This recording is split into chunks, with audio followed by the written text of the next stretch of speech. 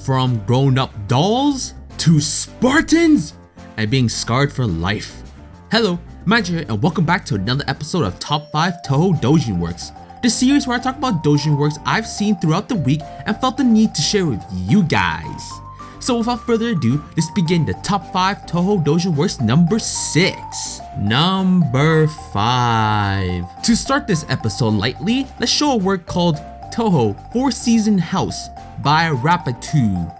A name that doesn't sound too ridiculous for me to say. I will take.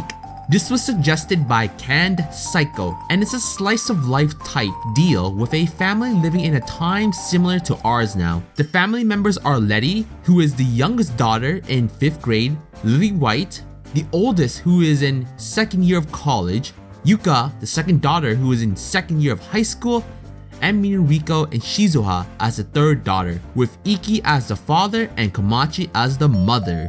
I won't lie, with a family like this, you can't help but be curious of how the story will progress. And another thing to note, if you guys wanted to watch this in a video form, Touhou Sub's channel has a playlist for it called Shiki Family, so whether you want to read it or watch it, I'd say you won't be disappointed by this work. Number 4. The next one I found a bit interesting, even though it's a bit short. It's called Bewitching Time by Mizu Tataki. It follows the girls at Iinete, and the cool thing about it is at the time, PCB was happening, so we get to see the effect of the delayed spring affecting them. Aside from that, it also deals with some of the inner thoughts of the girls there after being in Gitsokyo for some time. A relaxing read if you're curious in seeing how the girls in Iinete were dealing with PCB. Number 3. When it comes to dolls, you instinctively think about Alice. But this time, the focus won't be on her, but her doll, Shanghai. This next work called Voluptuous Shanghai Doll, created by Millet Soup, suggested by SpongeBob Fan 78, is a work about a scenario where Shanghai grows up to be a regular-sized human due to some magical concoction Marissa created. With this grown-up Shanghai, she's able to speak to other people, but only for a certain amount of time, as the spell has a certain duration before it wears out.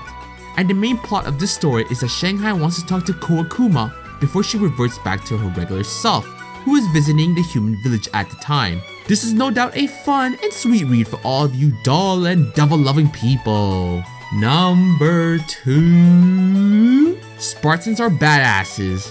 The girls from Touhou are also badasses. Combine them together and you'll have one hell of a doujin work. This one called 30, created by Wiz Garage, suggested by Addies PL, deals with the event of Mountain of Faith and the arrival of the Moria family.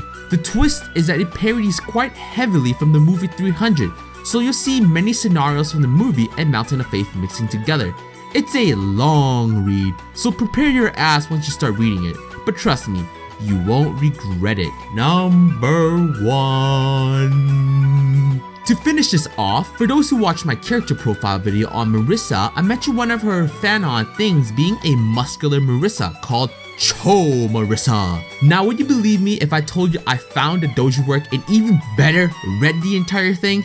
If you did, then good job. Cho Marissa, created by Wiz Garage as well, is a story about Marissa who is fucking packing some heat, and I ain't talking about her massive spark. I mean, BAM! BAM! And even more BAM! Holy bloody duck fuck! I told you before in that video and said I was scarred for life. This doujin work reminded me of that fear. And you know you're the definition of hunk magnet when the bloody dolls are attracted to you. Let's just say you have a better chance beating Marissa in a Damaku battle than an arm wrestling contest. But yeah, hope you guys enjoyed this episode. Which doujin work are you gonna check after? Are you curious about the season family? How awesome do you think Spartan Touhou girls are? And are you manly enough for Cho Marissa? Either way, this is Magi and hope you guys enjoyed this episode.